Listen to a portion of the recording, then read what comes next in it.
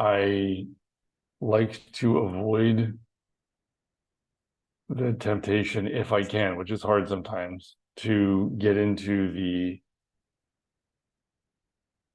chess gaming of, and if we do this, then they do that, and then Hezbollah gets into it, and then, what will that cause Iran to do, etc. Um, it's very hard not to think about those kinds of questions right now, obviously, because there are practical preparations some might like to make when they imagine some very daunting scenarios. But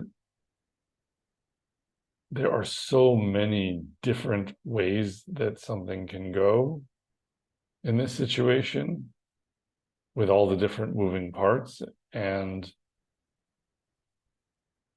I think that it is our mission as Am Yisrael to try to start by talking about this, not in terms of the probabilities of mapping scenarios that all sound horrible. That in some sense, I think it's all kind of ayin hara or something, like it's turning the eye of objective mechanism onto the world, and it always looks frightening and prospectively negative when you do that, kind of in the way of, whenever you take a census, it's a bad thing in Tanakh. What I think that we actually should be trying to do is say this: what moment are we in as a nation, and what can we trust in from HaKadosh Baruch Hu, and how does that shape the choices that we make? When I look at us right now, we have been around for over 3,000 years. We were out in the cold in Galut for most of 2,000 years. And Medinat Yisrael was founded 75 years ago. I think there's no question that if this were the end of the modern state of Israel, chas v'chalila, that would be an intolerable chilul Hashem. Like it would be HaKadosh Baruch Hu defiling his own name more than he is willing to, according to the Torah itself. Because the same way that Moshe, at the time of Chet HaMeraglim, says, well, if you just let these people die off, then people will say of you, it was because you lacked the ability to bring this people out of Mitzrayim, that they died in the desert. He raises the question of like, the name of Hashem has been placed on this people, and now simply for the sake of the honor of his own name, he has to deal with us a certain way.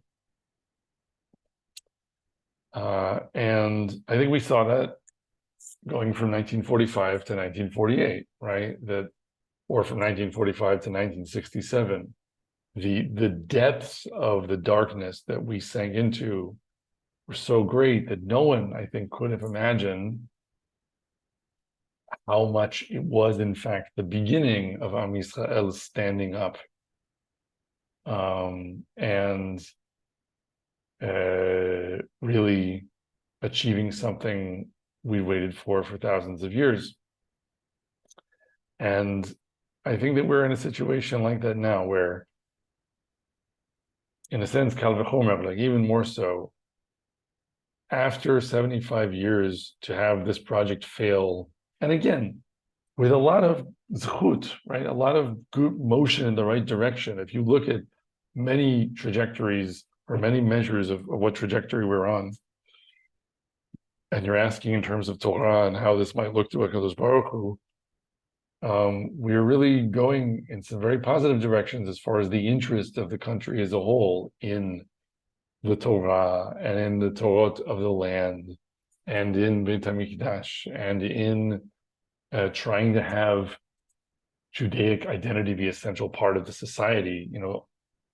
There are internal disputes about that, but given how much more interest there is in Talmud Torah and Shmirat Mitzvot now than at the time when the country was founded and ruled by militantly secular atheists, communists, the trends are good. So the trends are good. We're not perfect yet. We have failed in a specific mitzvah of Michyat Amalek, where we rested on our laurels and tried to enjoy the quiet of the land and we forgot that we had to still be Timche, or Moche Amalek. And so we've faced a consequence from that. But now that HaKadosh Baruch Hu has horrifically rebuked us,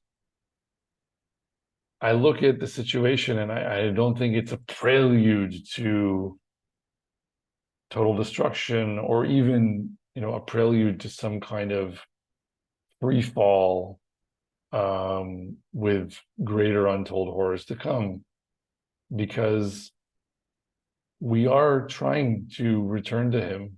A great part of the nation is trying to do that. It's complicated. It's a big pilpul and debate and discussion, but there's great zechut, and for the sake of his name, he has to show the world that we're his people. Like, this is a tremendous opportunity for him to do that, much more so than it is an opportunity for him to just unrelentingly punish us, because we've only been at this for less than a century after he brought us back from nearly 2,000 years of being locked out. And if that's the case, then I think it's clear from Moshe's argument at the time of Chet HaMaraglim, that where Hashem says, Salach Kidvarecha, that indeed it is the case that Hashem will not accept the chilul of his own name by just letting us fail in degradation when the whole world is watching. So maybe we don't know exactly who David is yet to step up, with his sling. But I think we can hope with eager and expectant tefillot that kind of fireworks are in store.